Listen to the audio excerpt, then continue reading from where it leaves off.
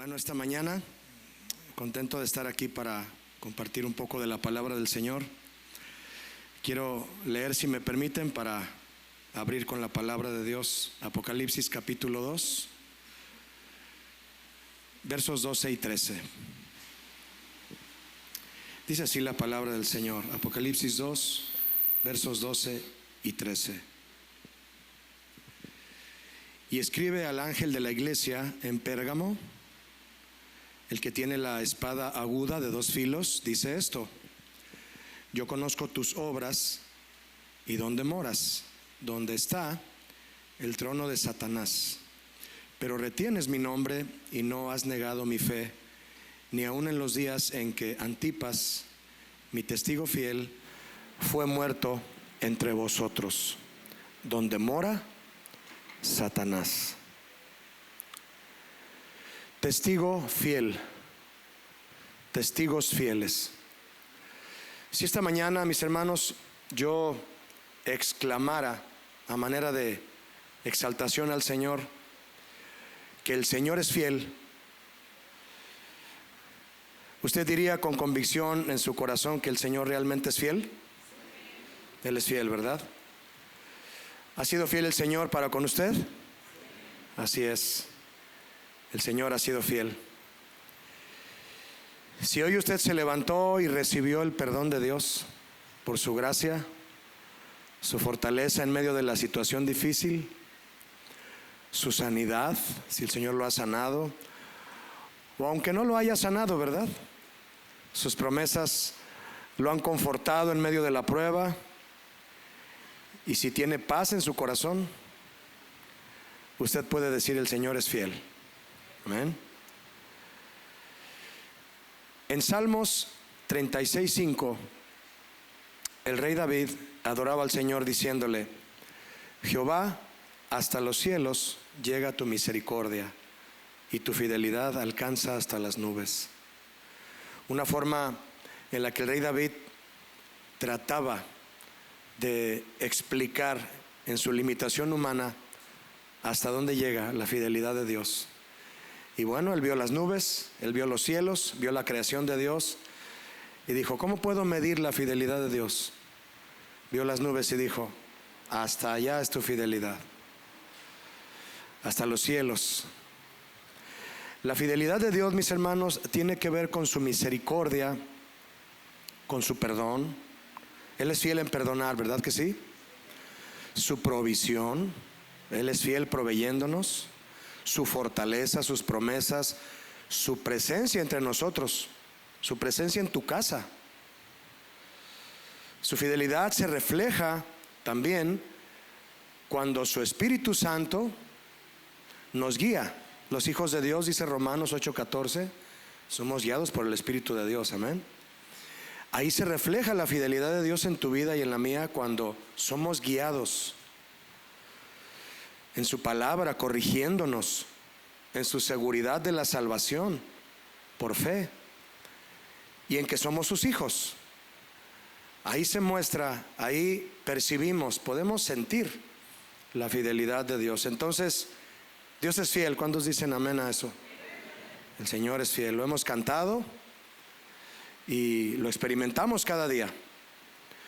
En Salmos 119, 7:5 o 75 nos dice que aún en las pruebas que Él permite sobre nosotros, con las que trata nuestro corazón y nuestro carácter, también son una muestra de su fidelidad.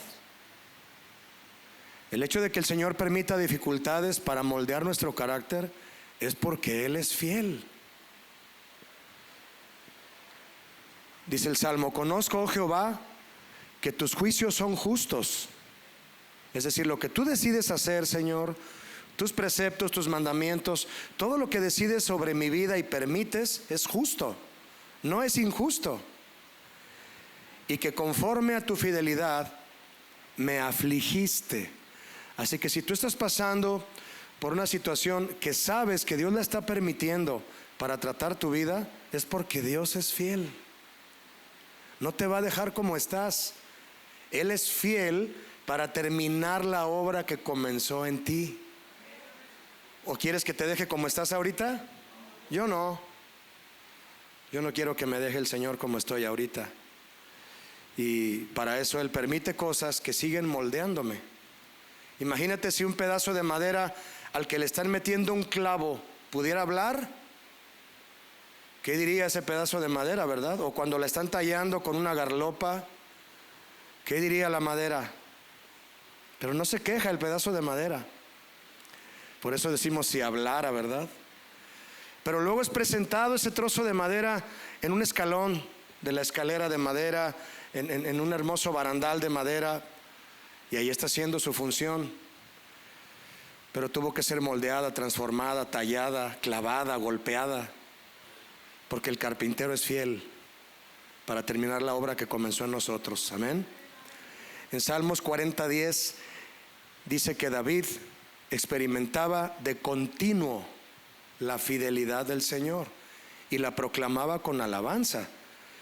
Dice: no encubrí tu justicia dentro de mi corazón, he publicado, lo hablo, lo declaro, he publicado tu fidelidad y tu salvación.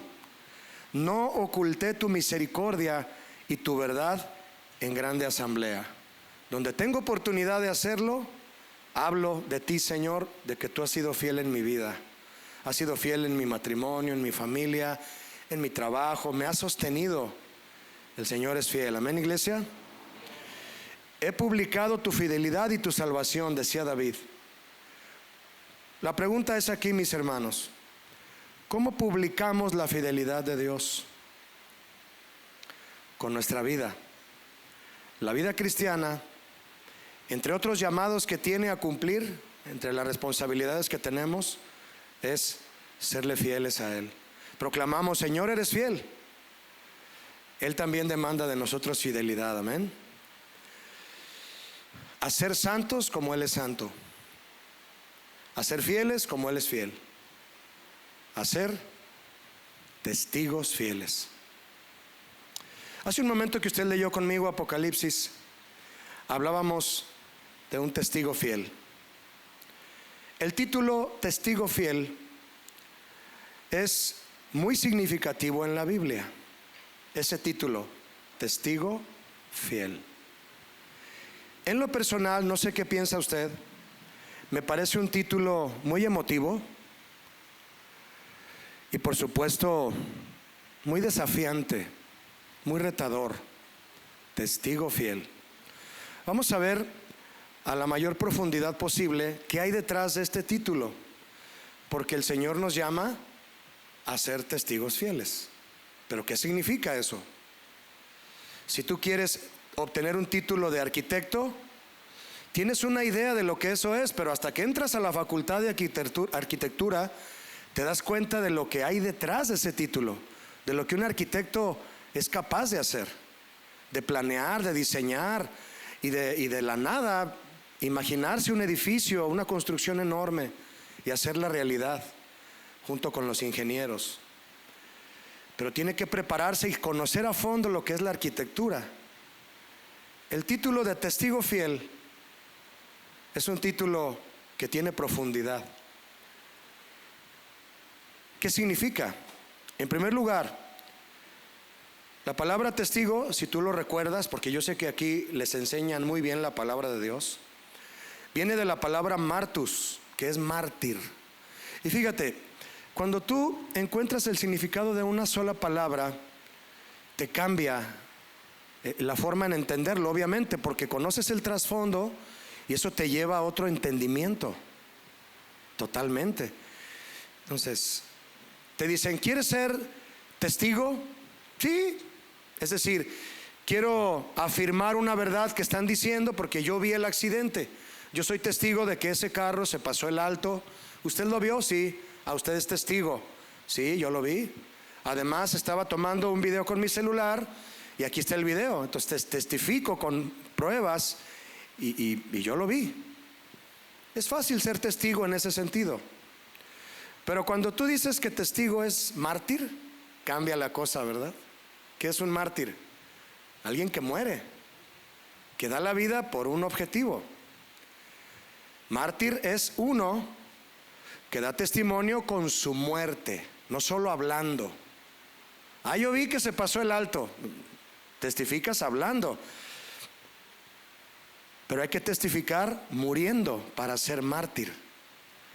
Es uno que da testimonio con su muerte, uno que puede certificar aquello que ha visto u oído.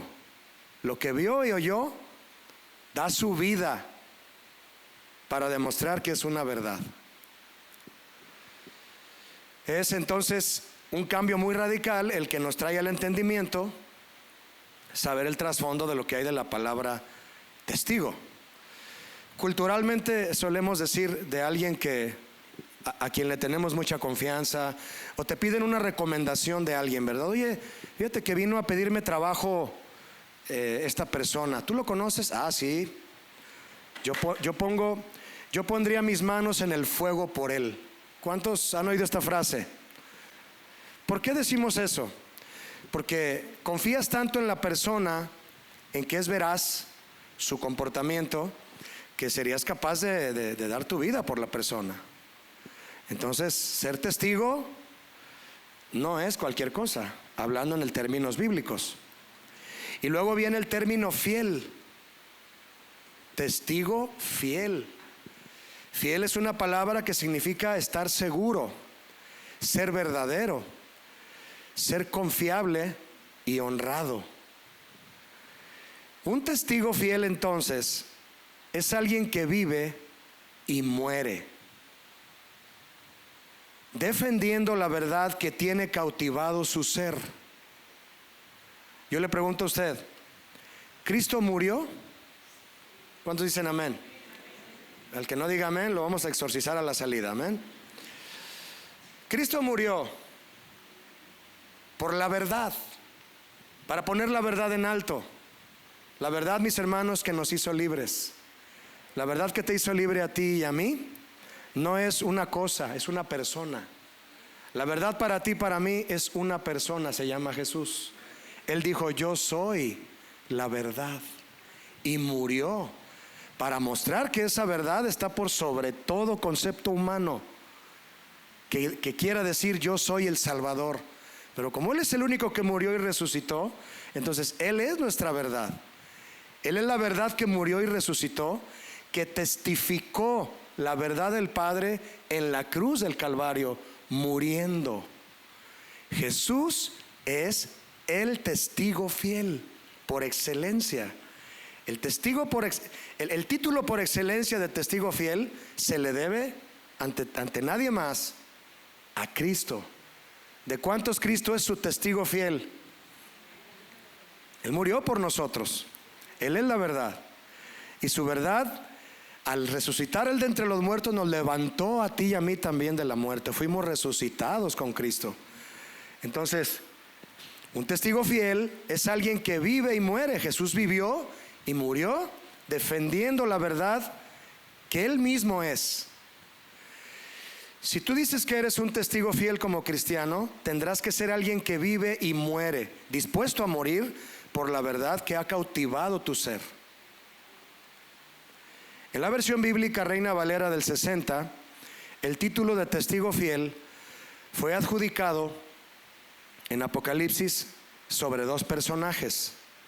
El primero es Jesucristo, quien ha sido y será el más grande testigo fiel del Padre aquí en la tierra y en todo el universo.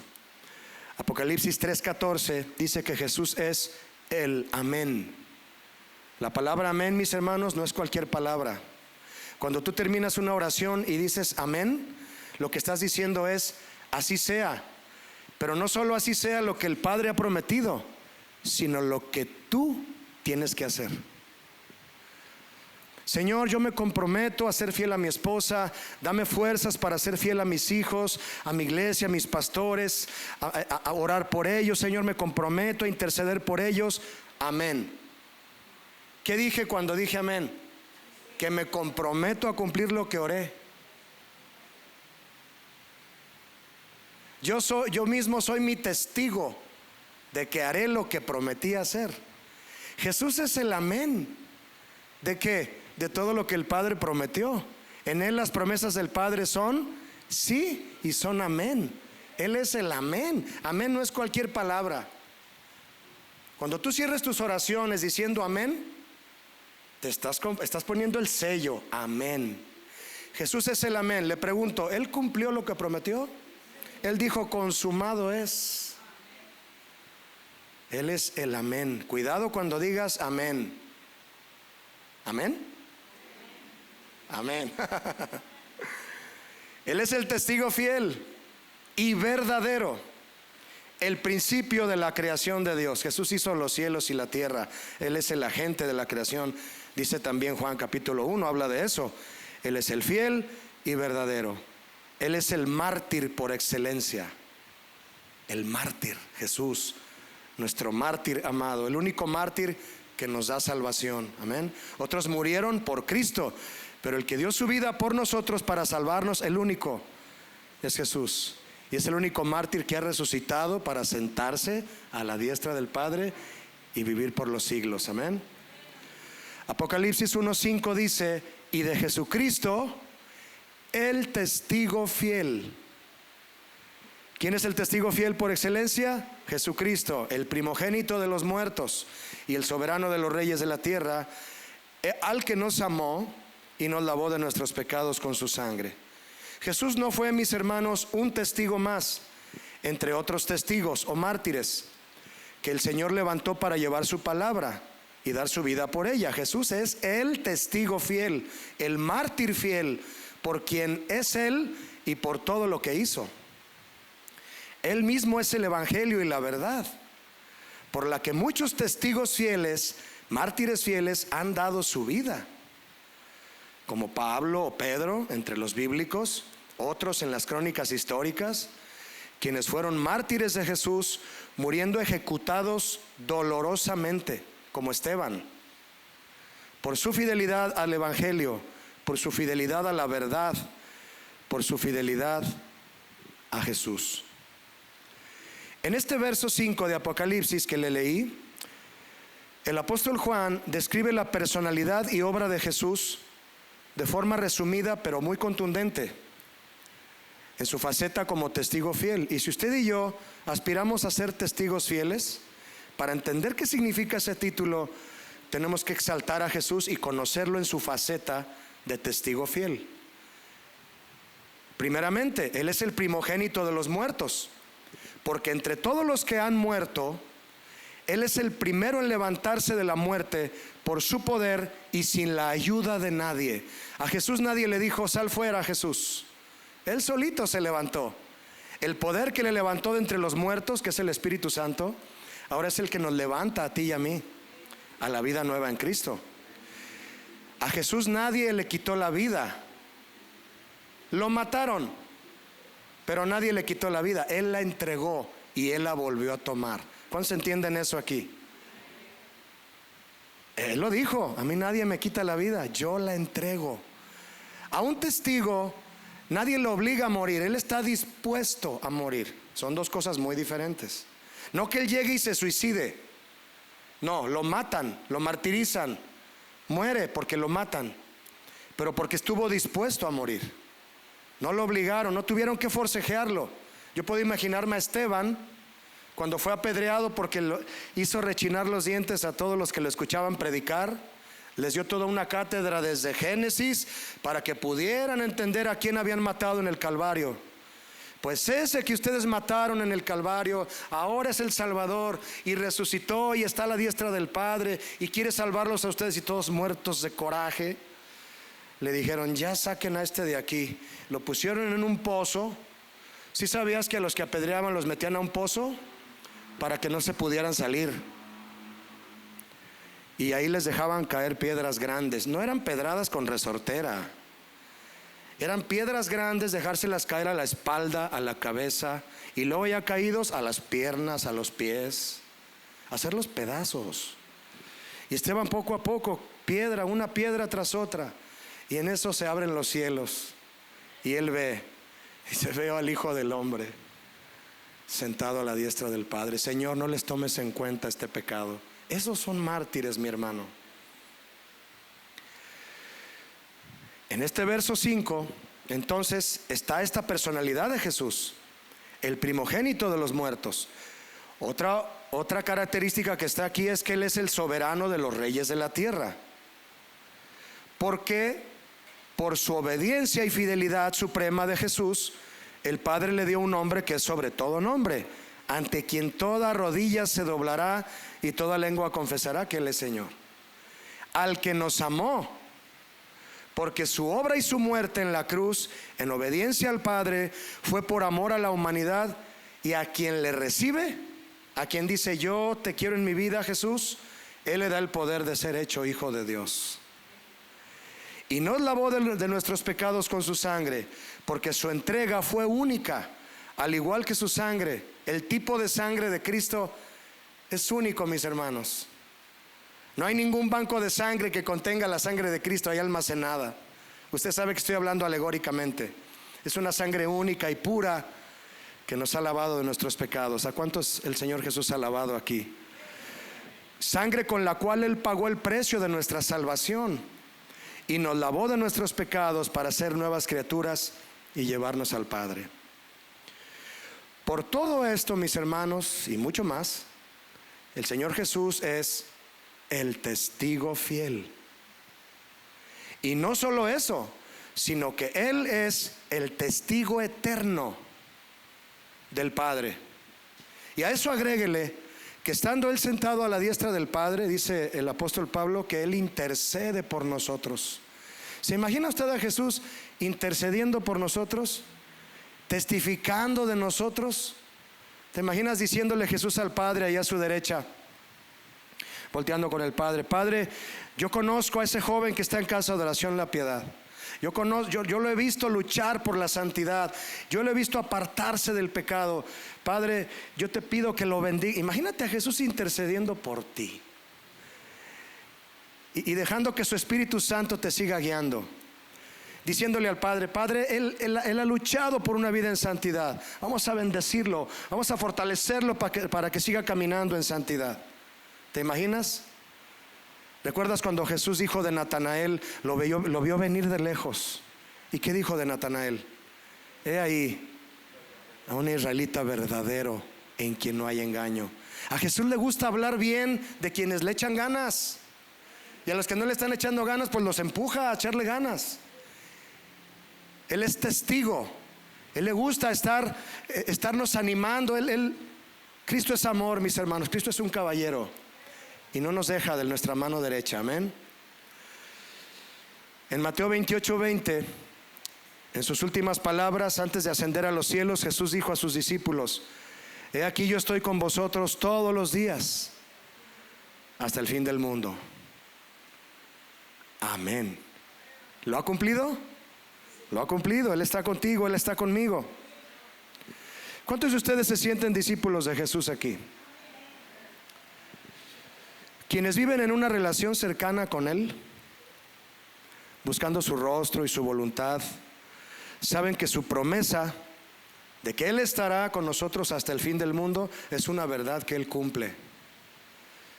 Yo te aseguro que ha habido momentos en tu vida en los que te has sentido desesperado, triste, el trabajo no ha salido bien, ha habido dificultad, enfermedad, la carga está un poco pesada, pero tú te has detenido ahí en la calle, en tu carro, en tu casa, te has sentado en la sala, en un lugar solo y has dicho: Señor, ayúdame. Y en ese momento viene un refrescar a tu vida y una paz. Tal vez hasta has llorado. Y luego llega tu esposa y te abraza: mi amor, vamos a salir de esta. Y en ese momento la presencia de Dios los empieza a cubrir. ¿Sabes de lo que estoy hablando, verdad? Momentos en los que el Señor nos muestra con amor que ahí está y que Él es fiel. Amén. Ahí está. Y que Él nos deja sentir a diario su fidelidad en nuestras vidas. Él lo cumple. Él dijo: yo estaré contigo. Él es el testigo fiel. En 2 Timoteo 2:13, Pablo hace una afirmación contundente que exalta la fidelidad de Dios. Él dice: si fuéramos infieles,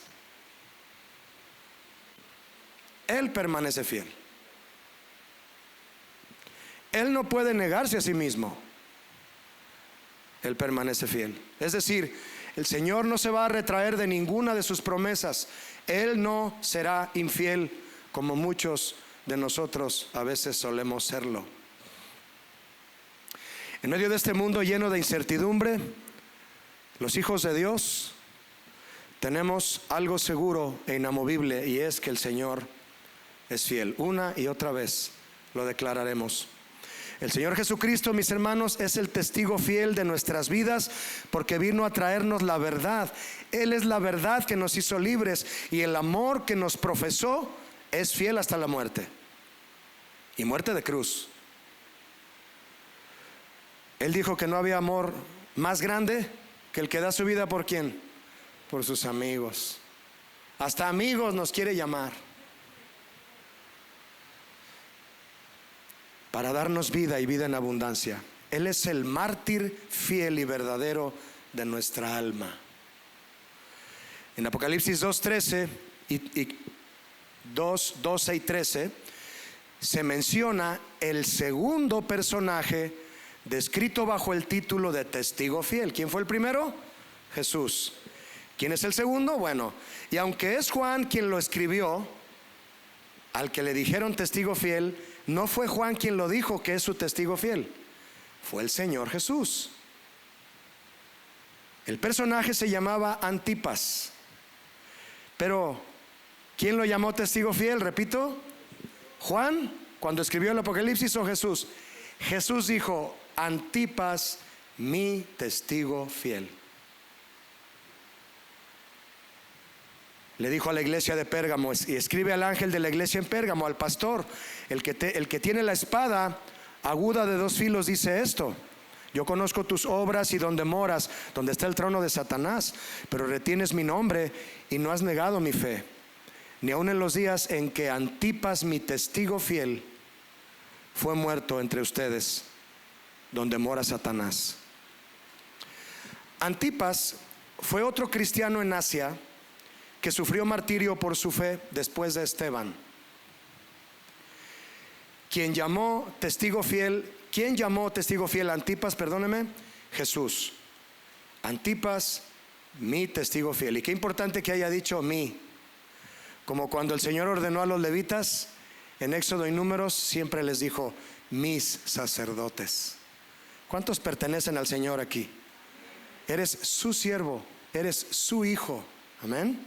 Siempre siéntete como una pertenencia del Señor. Mis hermanos, Él nos compró.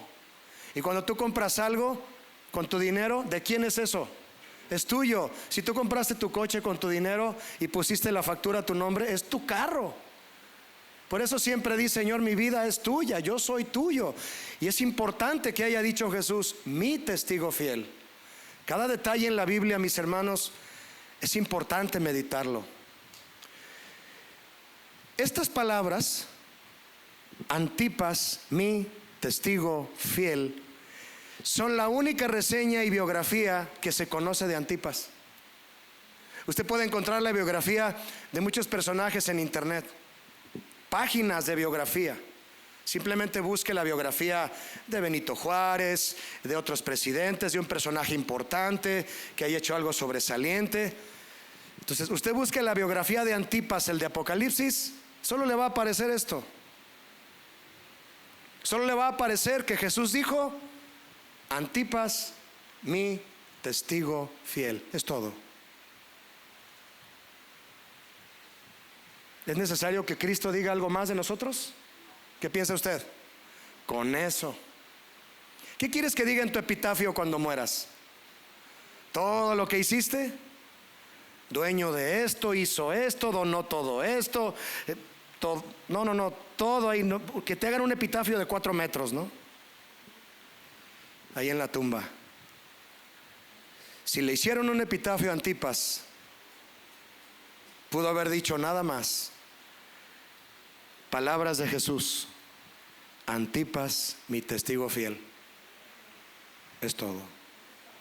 Y usted y yo lo estamos leyendo hoy, 2000 años después. ¿Cuántas obras humanas hay de cientos de años atrás que pues no nos acordamos de todas? Pero cuando leemos algo de alguien así, al leer esta frase, mi testigo fiel, te comienzas a imaginar entonces cómo pudo haber vivido Antipas y cómo murió para que el mismo Señor Jesucristo diga estas palabras de él. Su entrega de Antipas, me la imagino. Su carácter, su vida, su determinación, su fidelidad, su muerte, su epitafio, la opinión que Jesús tuvo de él y la honra que le otorgó por su fidelidad. Todo se resume en estas 4 palabras: Antipas, mi siervo fiel. Si algo quisiera yo escuchar del Señor en cuanto a mí, quisiera que esto fuera, ¿no usted? Cualquier información adicional que pudiera encontrarse en torno a este personaje puede encontrarse solo en los 6 versos en los que Jesús habló a la iglesia de Pérgamo, escritos por Juan en Apocalipsis 2. Yo le pregunto a mi hermano, ¿le gustaría que Jesús dijera estas palabras de usted? Mi testigo fiel. Julio, mi testigo fiel. Ay, Dios, qué bien se oye, ¿no? Pero tengo que morir. Tendría que morir para que él lo dijera. Ponga su nombre en lugar de Antipas en su imaginación y diga: Francisco, mi testigo fiel, pero tengo que morir. ¿A qué cristiano no le gustaría que Jesús se expresara de cómo se expresó de Antipas? A todos nos gustaría, pero ahí está el detalle. Para que Jesús diga de mí o de usted que somos sus testigos fieles, solo podrá decirlo hasta que hayamos muerto por amor a Él, por amor a su palabra y por amor a sus mandamientos. Tal vez alguien se pregunte: Julio, ¿te refieres a morir físicamente? ¿A ser apedreado o martirizado como Antipas? ¿O como Esteban? ¿O como Pedro? ¿O como Pablo? ¿Como Santiago? ¿Como Jesús? Recuerde que un testigo fiel, mi hermano, es aquel que da testimonio, que certifica aquello que ha visto y que ha oído del Señor con su muerte.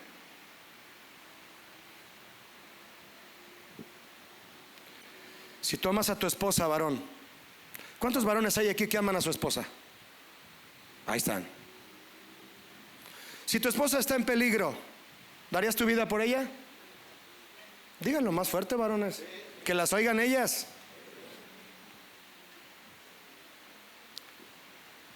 Es fácil decirlo por el amor que le tienes, ¿cierto o no? Preferirías morir por ella que quedarte sin ella, ¿verdad?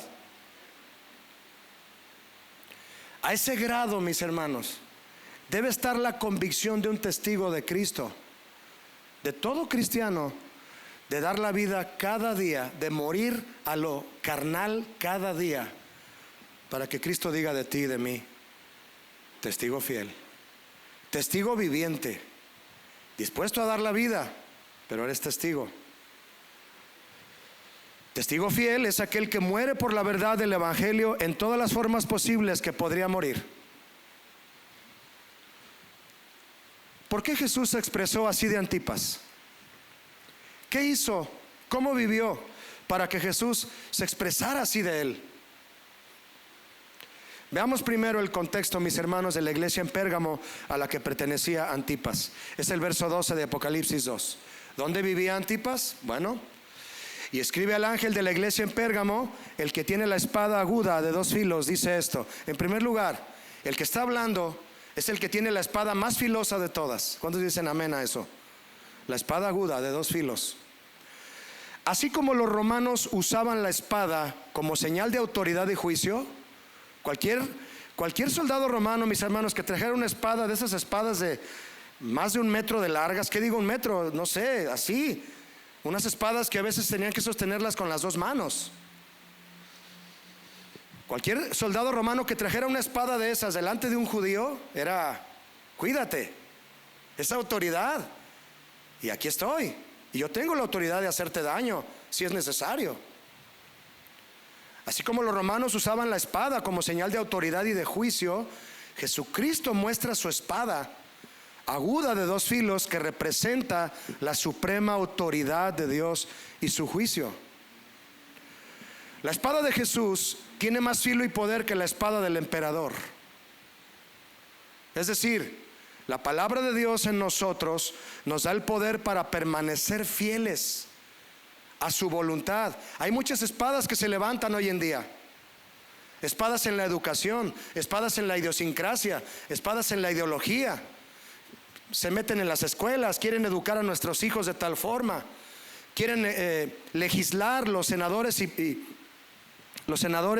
y los diputados quieren legislar con poder y autoridad que tienen, cosas en contra de la ley de Dios. El aborto, cosas terribles que usted ya sabe. Pero eso no le quita nada de filo a la palabra de Dios con su autoridad y su juicio. ¿Cuántos dicen amén a eso? Nada, nuestra espada es más filosa, es la del Señor. Con esa espada es con la que le habla el Señor a Pérgamo. No debemos estar con temor ante todas las acechanzas que hay contra la ley de Dios en nuestro entorno en el que vivimos.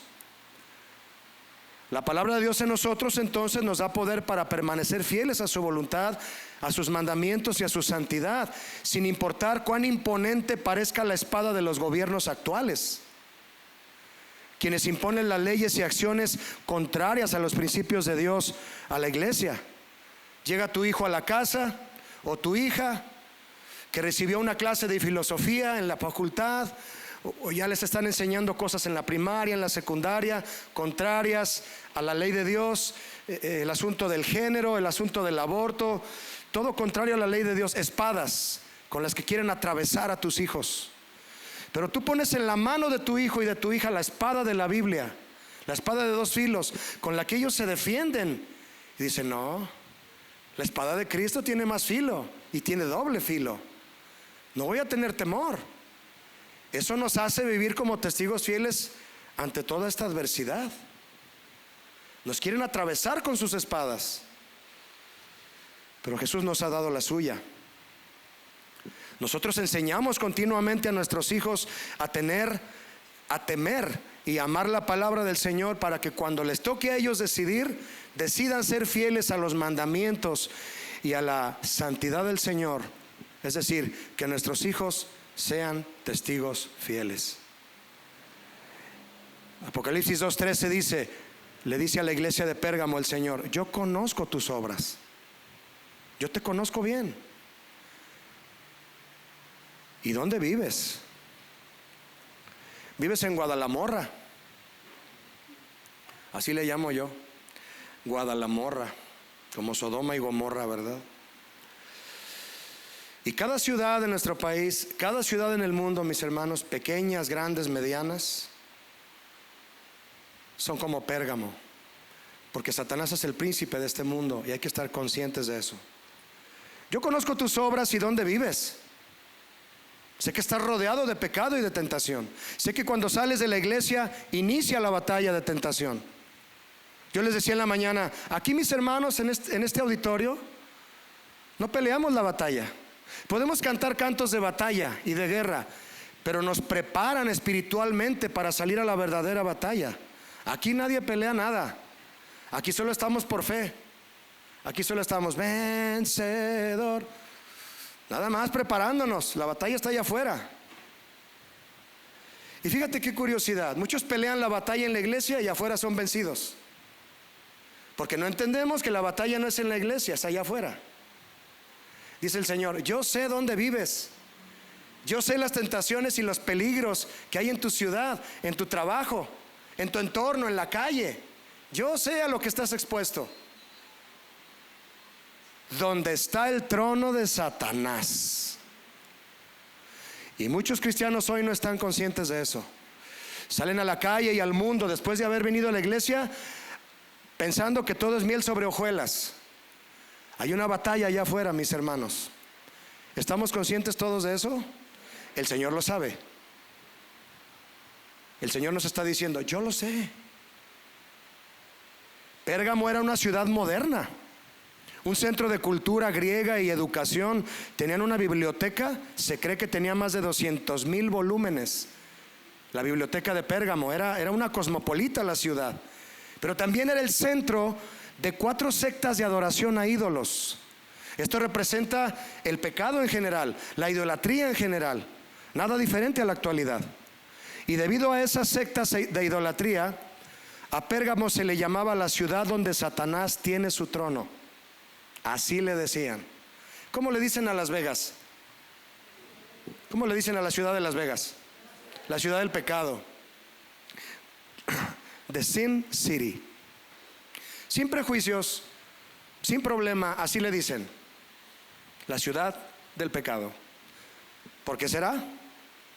Porque el pecado la hizo famosa. A Pérgamo, la idolatría y el pecado la hicieron famosa.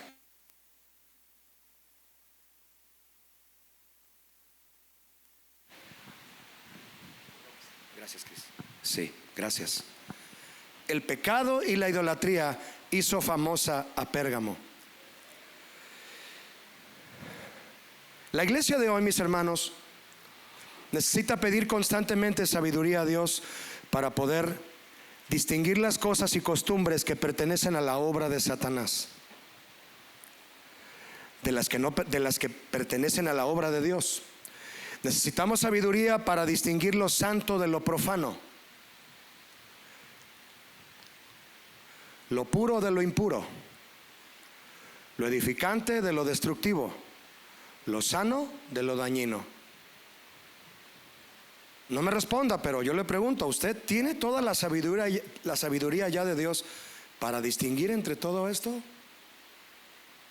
Nos hace falta, mis hermanos. Dice Isaías 5:20, ay es un lamento, pobrecitos de aquellos que a lo malo le dicen bueno. Es que, Julio, ¿qué tiene de malo? Ya hay una falla en ti.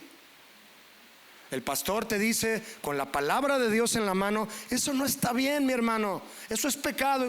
Yo no le veo nada malo. Pide sabiduría a Dios. A lo bueno le llaman malo, todo lo voltean. Que hacen de la luz tinieblas y de las tinieblas luz. Todo está al revés. Que ponen lo amargo por dulce y lo dulce por amargo. Todo está al revés. En tu vida, en tu casa, en tu matrimonio, en tu familia. Aquí en la iglesia no, aquí en la iglesia todo está bien. Allá afuera es el asunto. Allá en Pérgamo, allá afuera, donde está el trono de Satanás. Decidir hacer lo malo no es lo peor, mis hermanos, sino revolver lo malo con lo bueno. Eso es peor que solo decidir hacer lo malo. Revolver lo malo con lo bueno es peor. Cuando no se observa con cuidado la distinción entre el bien y el mal, pronto sobrevendrá la destrucción. Es muy fácil decir, nadie puede decidir por otro lo que es bueno o malo. Déjalo, que él decida. No lo puedes obligar. Cada quien debe decidir bajo su propio criterio. ¿La Biblia dice eso? Bueno, pero deja que él decida si es malo o bueno. A los pastores nos es menester decirle a la iglesia, mis hermanos, la Biblia dice que esto es bueno y que esto es malo. Y como el Señor le dijo a Israel, ahí está la maldad, la maldición y la bendición. Pero ¿qué hizo el Señor en su amor? Escoge pues la bendición. No solo le dice que es bueno y que es malo, lo quiere persuadir a escoger lo bueno. Pero cuando alguien dice, no, si él dice que no está mal, es su decisión. Sí, en el fondo sí. Pero aquella persona que está pensando y diciéndose a sí mismo, yo no le veo nada de malo a esto, y delante de Dios es pecado, es ahí donde hay que recapacitar. Entonces, eso de que cada quien debe decidir bajo su propio criterio si es malo o bueno, a nosotros los cristianos, mis hermanos, en nuestro caso, tenemos una palabra firme de Dios que nos ayuda a distinguir entre lo bueno y lo malo, entre lo santo y lo profano. Y tenemos al Espíritu Santo que nos guía a decidir entre lo bueno y lo malo. ¿Cuántos lo tienen? El asunto es que el Espíritu Santo nos dice, eso es malo, déjalo. Y yo no lo dejo. Ahí está el problema. Muchos pueden pensar que emborracharse no es dañino. Por ejemplo, o que las relaciones extramaritales no son malas, o que el dinero no los controla. Pero cuando damos excusas por nuestras acciones, quebrantamos la diferencia entre el bien y el mal. Si no se toma la palabra de Dios como la regla, pronto todas las alternativas morales de la vida parecerán confusas. Sin el Señor, sin su palabra y sin la guía de su Espíritu Santo, iremos directo al fracaso y a mucho sufrimiento.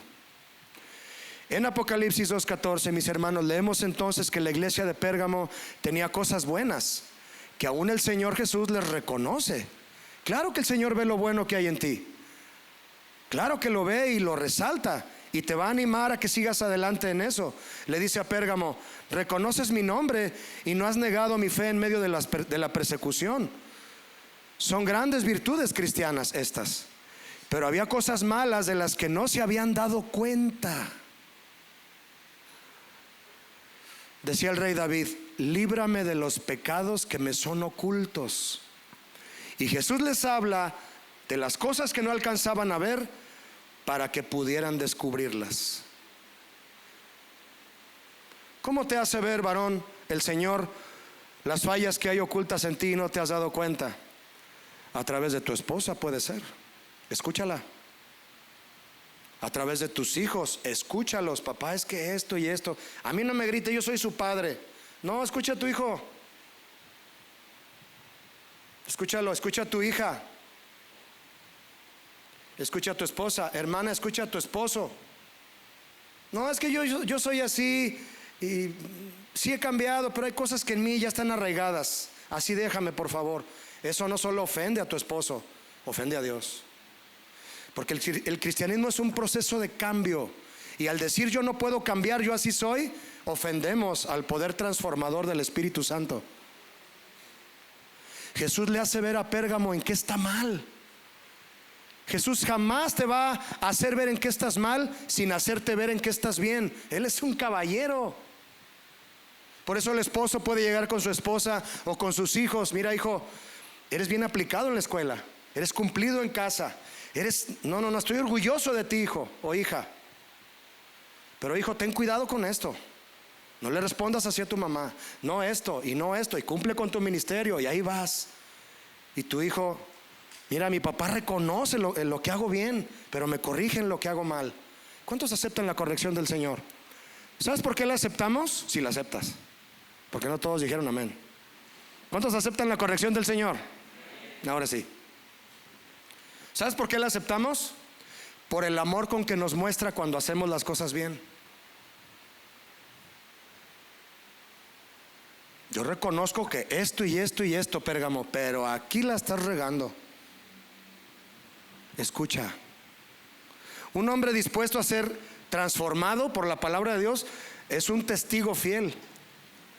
Le dice Jesús a Pérgamo: pero tengo unas pocas cosas contra ti, que tienes ahí a los que retienen la doctrina de Balaam, que enseña a Balac a poner tropiezo ante los hijos de Israel, a comer de cosas sacrificadas a los ídolos y a cometer fornicación. Y también tienes a los que retienen la doctrina de los nicolaitas, que yo aborrezco. Acuérdate, mi hermano, acuérdate, mi hermana, que cuando Dios nos hace ver un error que necesitamos cambiar, es porque ese error o esa forma de pensar equivocada nos lleva a cometer acciones que el Señor aborrece. ¿Y sabes por qué las aborrece en primer lugar? Primero, porque le ofenden a Él y Él es Señor poderoso y soberano. Pero ¿sabes por qué también? Porque nos daña a nosotros. Nos daña a nosotros. Si tú tienes un hijo que por alguna razón equivocada llegó tarde a casa y tú estás preocupado, se le acabó la pila del celular, no se pudo comunicar, te sientes ofendido porque no te avisa, pero te da pendiente de que le pueda pasar algo. Así es el Padre con nosotros. Cuando hacemos algo mal, no solo se siente ofendido porque Él es santo, Él está preocupado, el Señor, porque nos ama, porque nos daña lo que estamos haciendo.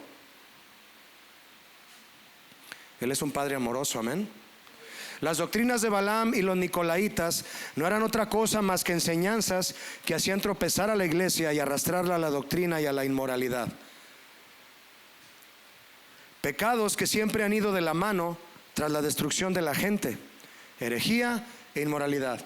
Cuán agradecidos somos, mis hermanos, de que nuestros pastores, yo tengo 25 años en casa de oración ahí en Guadalajara, y cuánto le agradezco al Señor por la vida de mis pastores: Chuy y Vicky Olivares, Sergio Dueñas y Lupita, Toño y Leti, Chava Pardo y Linda con los congresos de matrimonios. Cuánta enseñanza he recibido que me ha llevado corrigiéndome junto con mi esposa y mis hijos. Cuánta enseñanza, cuánta enseñanza. Somos bendecidos al no recibir una enseñanza hereje. Nos enseñan la verdad de la Biblia. ¿Cuántos dicen gracias a Dios por eso? Y ellos mismos reconocen sus errores y van detrás también creciendo para darnos palabra de crecimiento.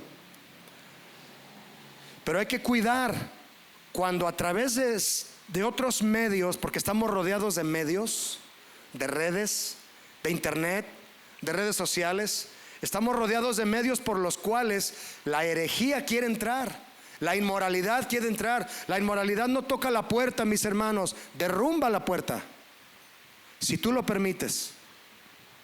No podemos permitírselo. Aun cuando usted crea estar bien ante los ojos de Dios, no deje de pedirle al Señor todos los días que le haga ver si existe algún pecado oculto en usted, en las costumbres familiares, de tal manera que pueda escuchar su voz, detectar el pecado a tiempo y apartarse en santidad. Siempre va a haber discrepancias de opinión entre los cristianos en diferentes cuestiones y temas, pero hay algo, mis hermanos, en lo que debemos estar unidos, y es que no debe haber lugar en ninguna forma para la herejía y la inmoralidad. La doctrina de Balaam y la doctrina de los nicolaítas. ¿Usted cree que es vigente el ataque por parte de Satanás para meter herejías e inmoralidad? Cualquiera de nosotros puede abrir las redes sociales, el YouTube, y ver lo que tú quieras y participar de lo que tú decidas cuando sales de la iglesia a hacer tu vida personal. Debes tener sabiduría para distinguir entre lo bueno y lo malo. Pastor Félix, Pastora Sonia, esto que he estado viendo, ¿qué opina? Ellos te van a decir, mira, con amor te lo digo, esto te va a desviar hacia esto. Esto te puede provocar en tu vida esto. Mejor escucha esto. Mejor llénate de esta enseñanza. Así como el Señor lo hacía con Israel. Hay malo y hay bueno. Escoge lo bueno. Escoge lo bueno, persuadiéndonos a no perdernos. Tal vez tu vida personal, familiar y tu entorno en general, mi hermano, no esté rodeado de situaciones graves, de herejía, de inmoralidad o de idolatría. Vives una vida centrada en el Evangelio, tu familia es cristiana, gloria a Dios por eso. Pero es preciso estar atentos a cerrar la puerta a actividades, costumbres, hábitos que a muchos les parecen insignificantes, pero que son igual de destructivos. Pequeñas cosas que tengo contra ti, cosas que no te das cuenta, Pérgamo, y yo te las quiero hacer ver, como la mentira, el chisme, el engaño, la pornografía y otras libertades inmorales que corroen el espíritu y todo alrededor. Cierra ventanas, mi hermano. Cierra las puertas. Cierra. No permitas rendijas, grietas por donde se meta lo malo. Y si sabes que el Señor te está diciendo cuáles son esas ventanas, cuáles son esas grietas, resánalas ya, ciérralas ya. Julio, es que yo batallo mucho con esto. Quítalo.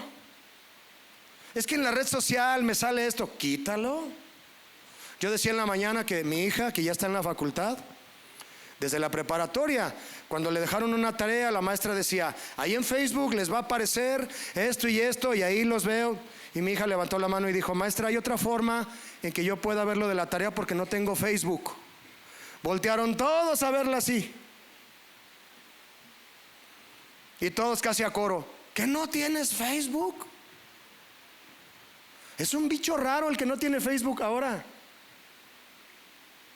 como lo era Juan el Bautista, con sus pieles de camello y comiendo chapulines bañados de miel. Lo veían raro. Pero ¿cómo era su mensaje? ¿Cómo eran sus convicciones? ¿Cómo murió? Le cortaron la cabeza por denunciar el pecado. ¿Cierto o no, mis hermanos? ¿Queremos ser testigos fieles, sí o no? ¿Eres cristiano? Sí o no, la neta.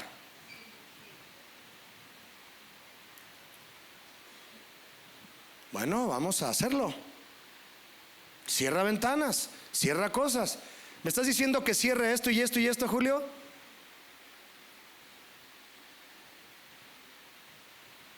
Tú y allá nos vemos. Tú cierra lo que decidas cerrar.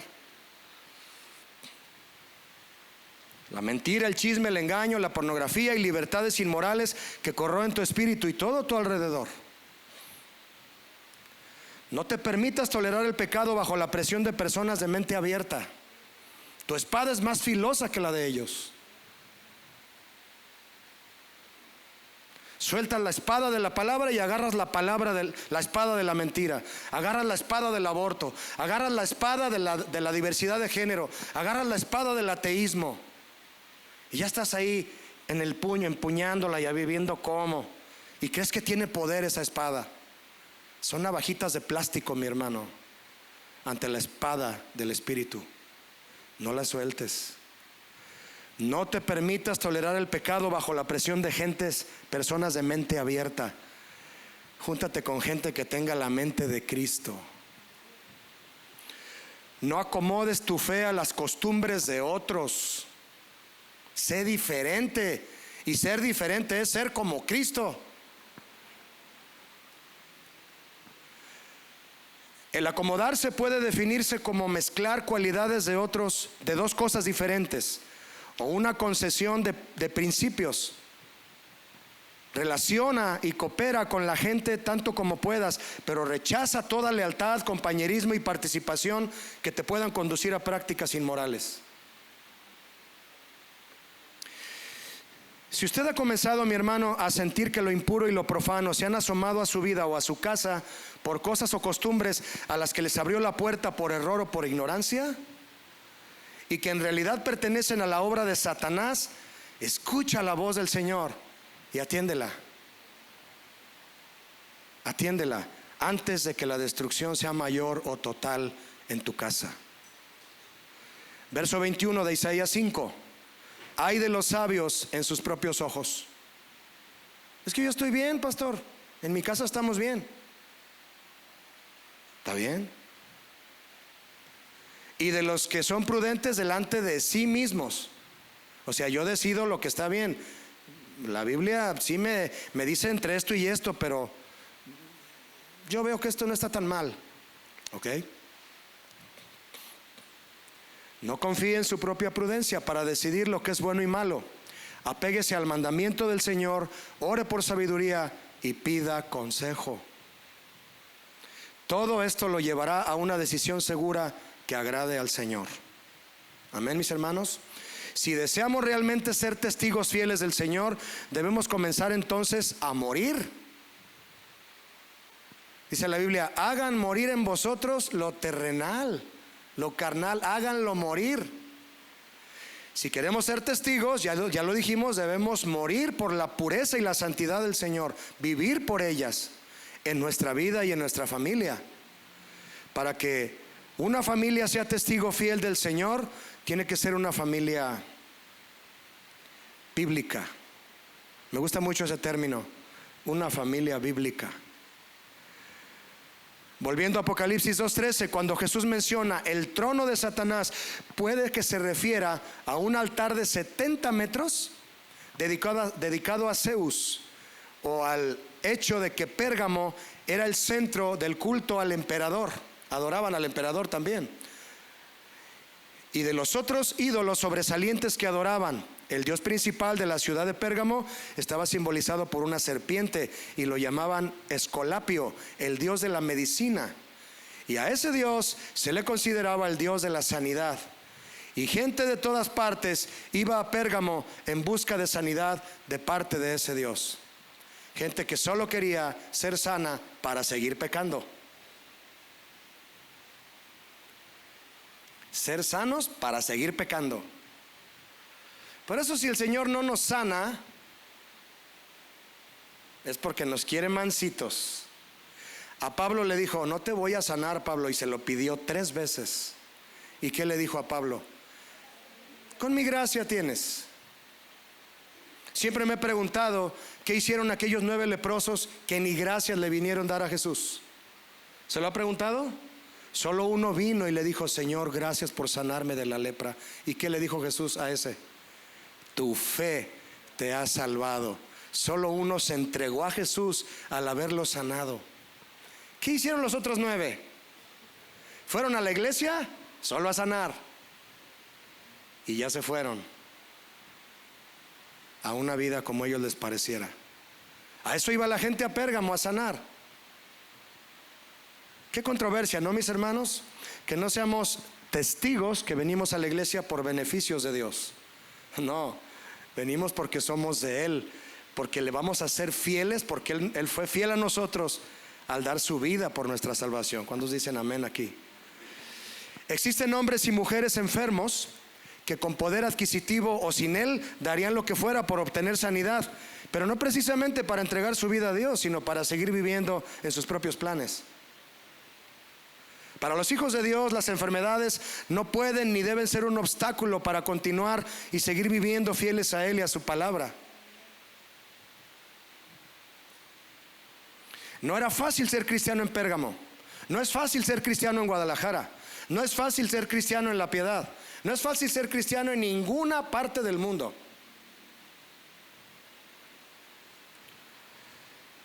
Los creyentes sufrían gran presión en Pérgamo para acomodar, fíjate, eran presionados para acomodar su fe o para abandonarla. Ninguna de estas dos cosas vamos a hacer nosotros, mis hermanos. Nuestra fe debe ser pura, y de hecho es probada en el crisol para que cada vez sea más pura, para que si tu fe ahora es de 10 quilates, se haga de 14, y luego de 18, y luego de 24 quilates. ¿Cuántos quieren una fe de 24 quilates? Pues va a entrar al horno.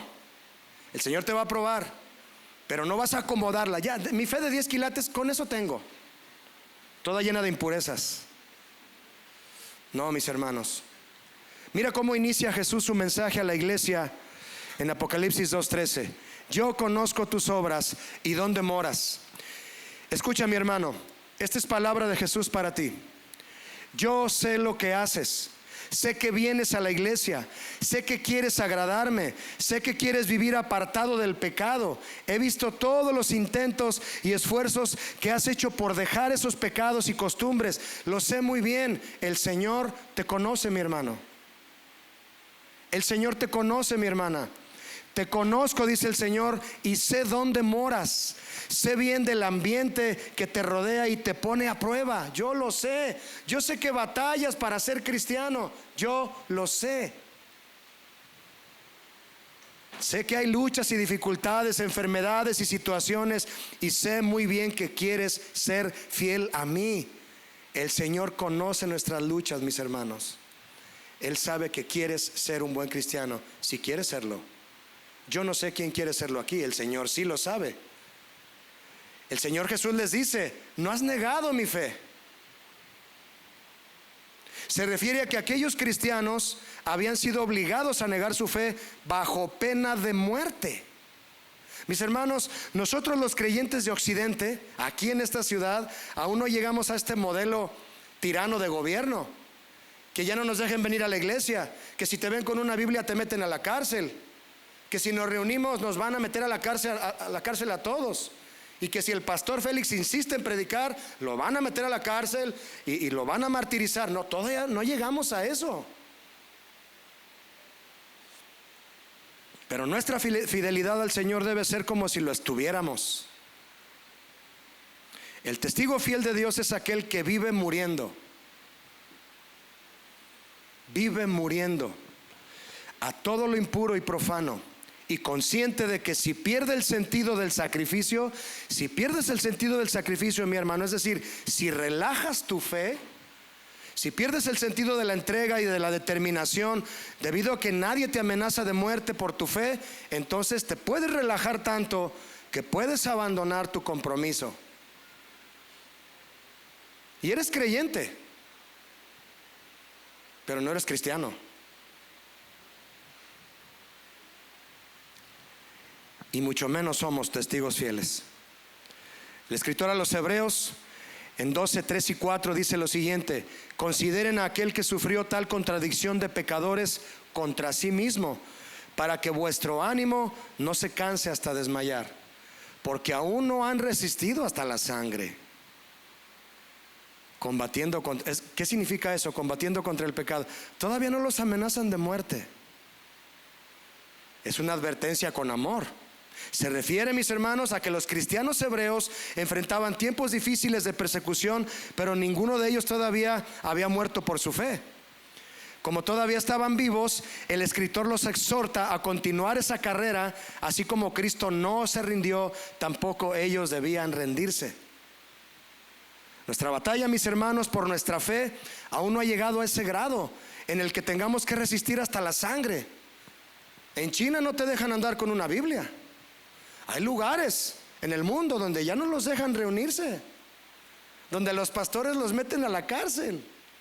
Ha habido casos de lugares extremos aquí en la República Mexicana en donde han encerrado a los pastores y los han asesinado.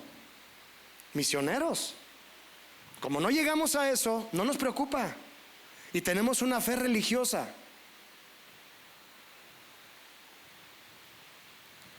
El nivel de fidelidad y perseverancia en el que estamos viviendo ahora nos mantendría firmes si viniera una persecución y hasta la sangre por nuestra fe. Finalmente, mis hermanos, la vida cristiana entonces implica sacrificio y entrega, devoción y trabajo espiritual. Requiere hacer a un lado todo lo que ponga en peligro nuestra relación con Dios. Correr con paciencia, hacer frente al pecado en el poder del Espíritu Santo y fijar nuestros ojos en Cristo. ¿Cuántos dicen amén aquí? Retienes mi nombre, le dice Jesús a Pérgamo, y no has negado mi fe, ni aun en los días en que Antipas, mi testigo fiel, fue muerto entre ustedes, donde mora Satanás. Mis hermanos, si Antipas fue martirizado, ejecutado por su fe inquebrantable, tuvo que haber sido por haberse negado a adorar al emperador y a los ídolos. Prefirió morir por Jesús que vivir siendo un idólatra. Y un ídolo puede ser muchas cosas.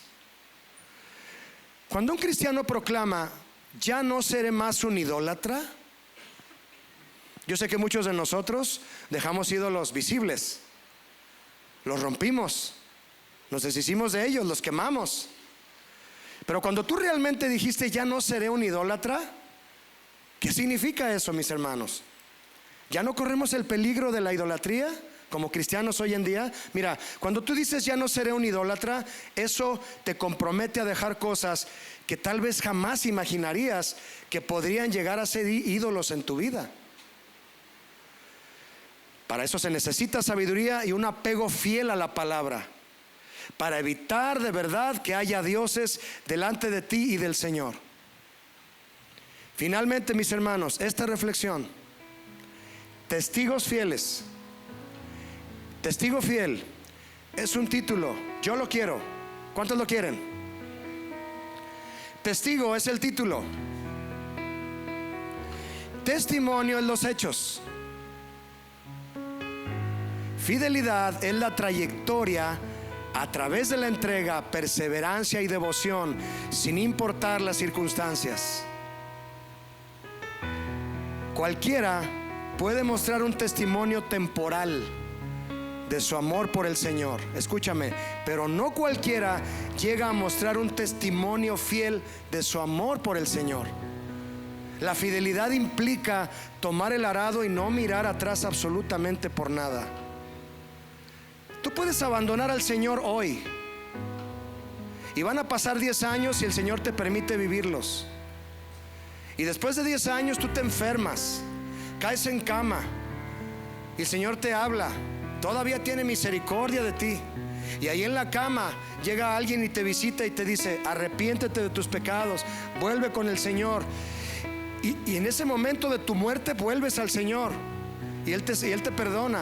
Yo te pregunto, en esos 10 años desde que abandonaste al Señor, no viviste con Él, y el último día que te enfermas y te vas a morir, ¿te arrepientes? ¿Fuiste testigo fiel? ¿Qué piensan? ¿Fuiste testigo fiel? La fidelidad, mis hermanos, habla de tiempo, de aguante, de resistencia.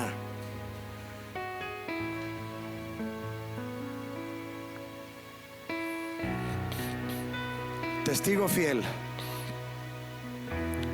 Le preguntaron un día a un deportista que le colgaron la medalla de oro: ¿qué sientes con traer esa medalla de oro colgada en tu cuello? Él se la quita y la pone en su mano y dice: esto no es lo que vale para mí.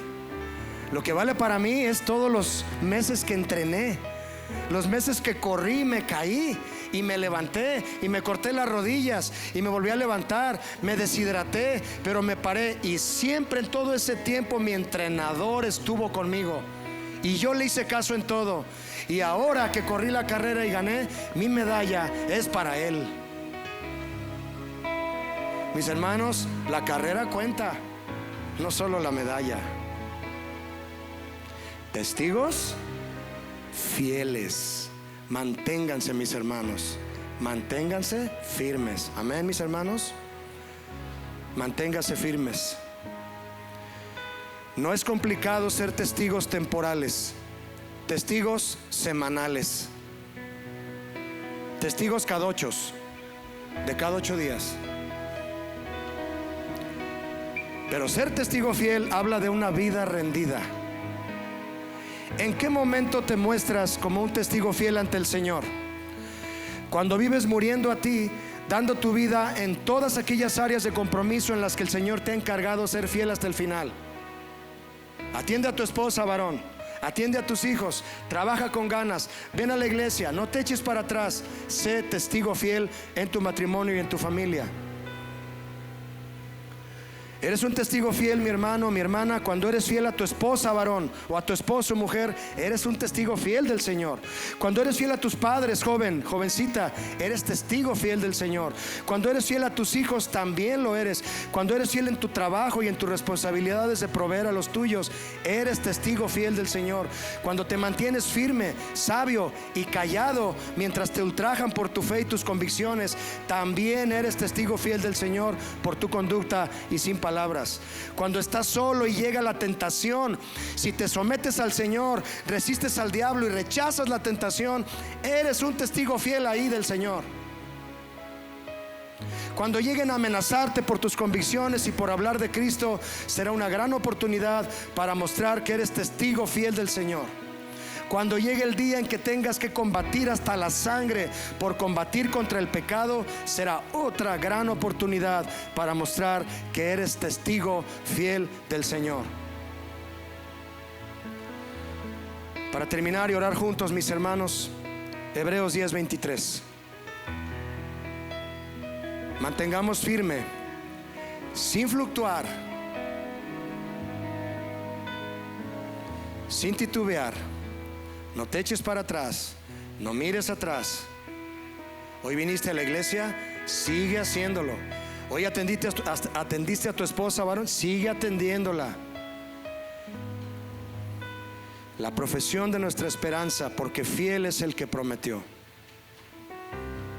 Profesión, mis hermanos, va ligado a profesar. Por favor, digan conmigo en voz alta: yo soy testigo fiel. Tú has profesado.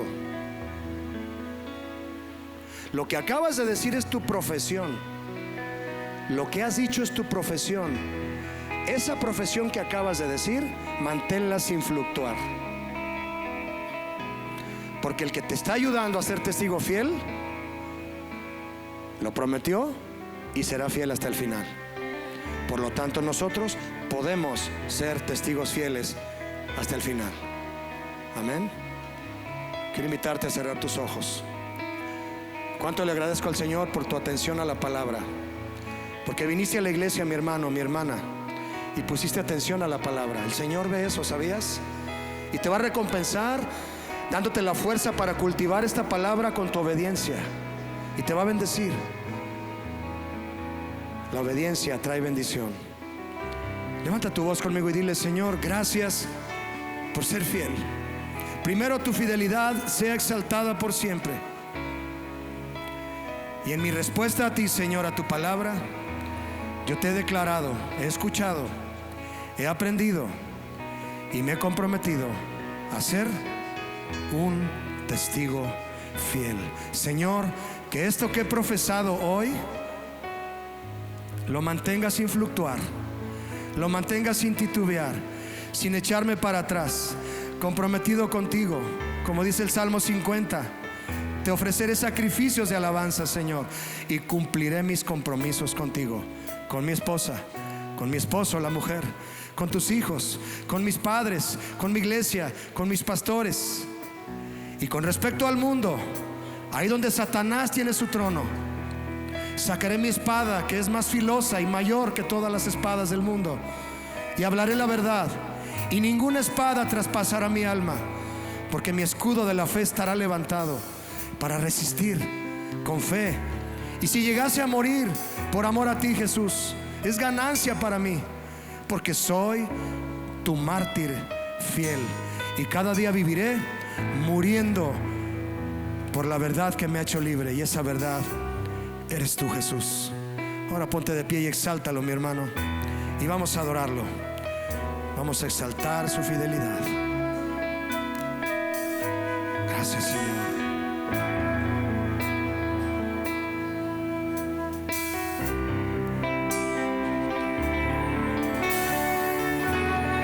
Tu fidelidad es hasta las nubes. Exalta su fidelidad por sobre todas las cosas. Fiel es tu verdad, fieles son tus mandamientos.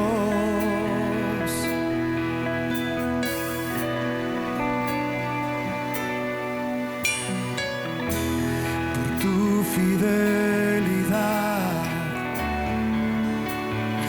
hoy estoy aquí.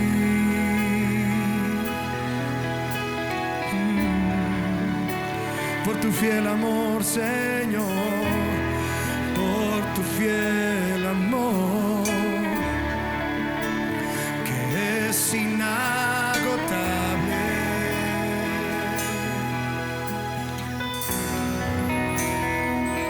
Declara esto fuerte a Él. Y aunque el hombre sea infiel, tú permaneces fiel.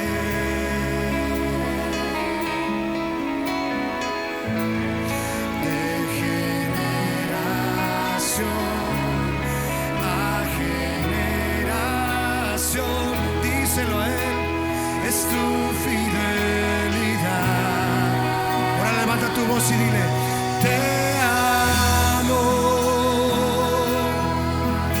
y servirte es el honor más alto. Tú eres todo para mí, eres mi amor, mi Señor y mi Rey. Díselo fuerte a Él: te amo,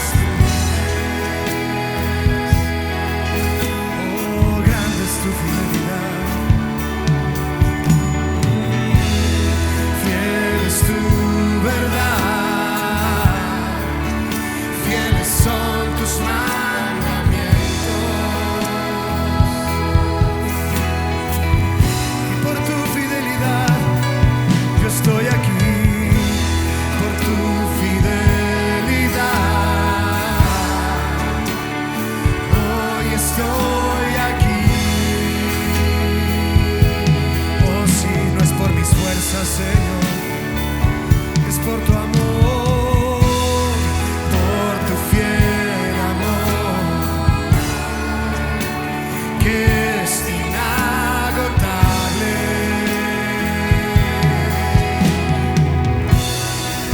Cántalo fuerte, mi hermano, díselo a él. Y aunque el hombre sea infiel, dile a Jesús, tú permaneces fiel.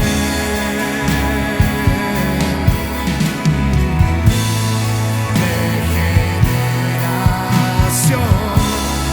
a generación es tu fidelidad. Oh, te amo y servirte es el honor más alto. Tú eres todo para mí, eres mi amo, mi Señor y mi Rey. Te amo, quiero ser fiel a ti hasta el final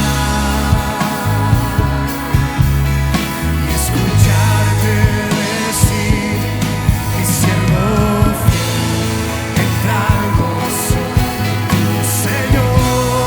Otra vez dile a él, oh, te amo y servirte es el honor más alto. Tú eres todo para mí, eres mi amo y mi Rey. Yo, Jesús, te amo, quiero ser fiel a ti hasta el final y escucharte decir, mi siervo fiel, entra al gozo de tu Señor.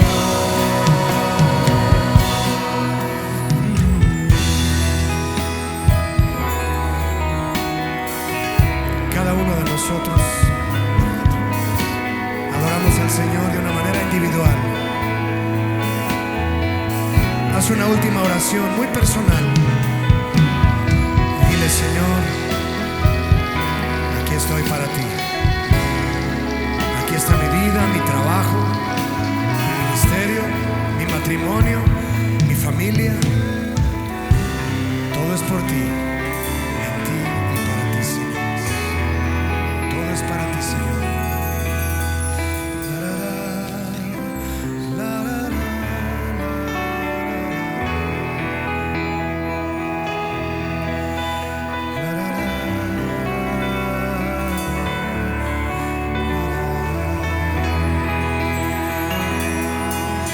Quiero ser testigo fiel para ti. Quiero ser un testigo fiel para ti. Quiero ser un testigo fiel delante de ti, Señor.